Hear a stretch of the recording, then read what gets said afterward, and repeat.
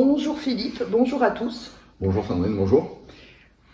Deuxième point de révélation aujourd'hui. Donc nous allons parler de ce qui se passe un petit peu en mairie. Parce que si on écoute la municipalité actuelle, tout est bien, tout va bien dans le plus beau des mondes et tout est bien géré, tout est clair. Je vais vous prouver que c'est faux, que c'est pas forcément juste, puisque j'ai à mes côtés Philippe Janin qui nous a rejoint sur la liste et qui a démissionné, qui était conseiller municipal sur l'équipe de Monsieur Nardelli, donc la municipalité actuelle, et qui a démissionné il y a 2 ans. Et s'il a démissionné, je pense que ce n'est pas pour rien, il a des choses à nous dire. Pourquoi as-tu démissionné? Oui, tout à fait. Moi, je voudrais aujourd'hui un peu tordre le cou à certaines rumeurs me concernant. J'ai démissionné pour 3 raisons précises. La première, comme certains le savent, je faisais partie de certaines commissions, dont celle des appels d'offres. Et une de mes dernières missions au sein de la municipalité, c'était un appel d'offres sur les enrobés de la ville. Où 3 entreprises étaient en concurrence.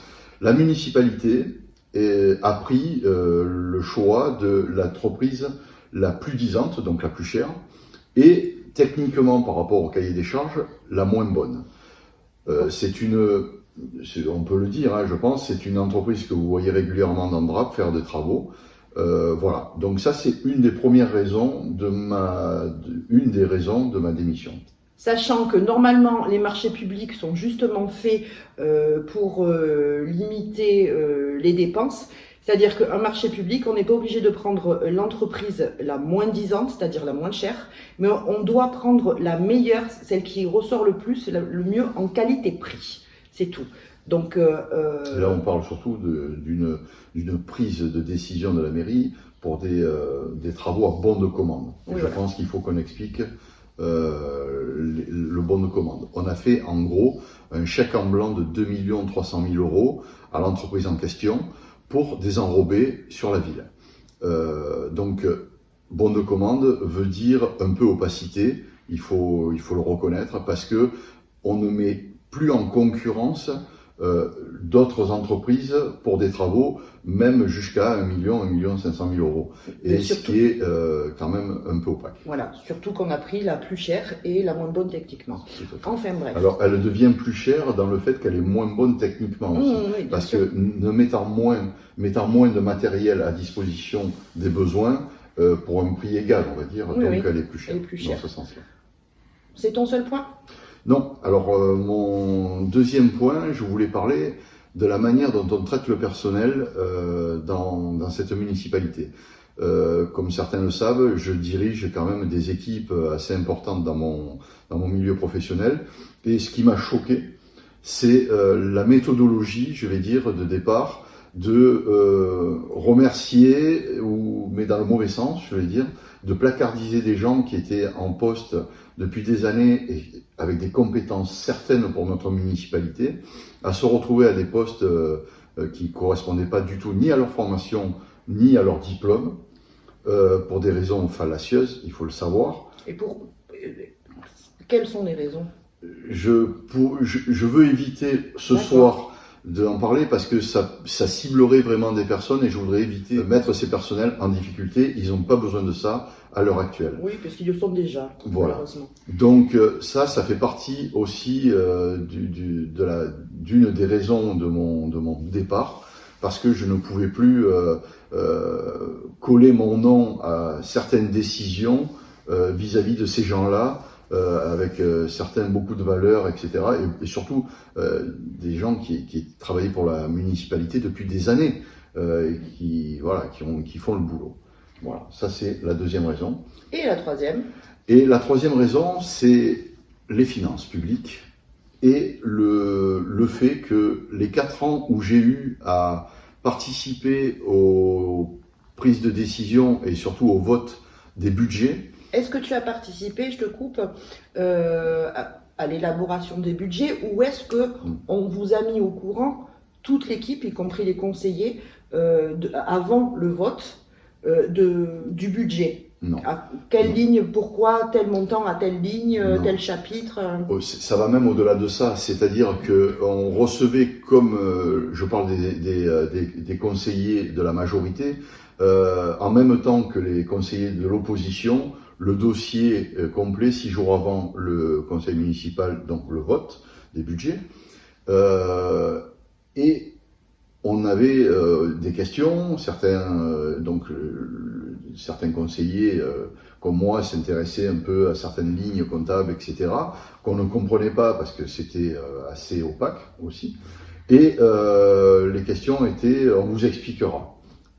Donc on nous expliquait, on nous faisait venir une heure et demie avant le conseil municipal. Ouais, pour expliquer un budget qui fait 90 pages. Voilà, pour le dernier, 98 pages de budget.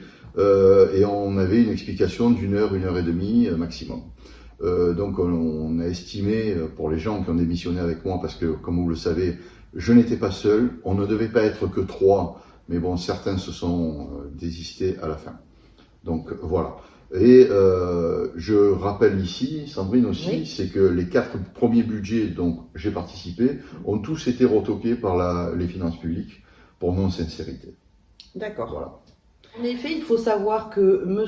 Nardelli dit que dans l'opposition, quand il est passé, il y a eu 12 démissions d'un coup, ce qui était logique au niveau de l'opposition, puisque beaucoup ne souhaitaient pas travailler avec son équipe. Et de toute façon, ils n'auraient pas pu travailler, non, on est d'accord. Hein. Pour ceux qui sont venus après, les démissionnaires, pour l'avoir vécu avec eux, enfin à la même table du conseil, c'était très compliqué. C'était compliqué pour ceux qui ont pris les postes. Ils n'ont jamais été entendus. Voilà, il faut le dire. Voilà.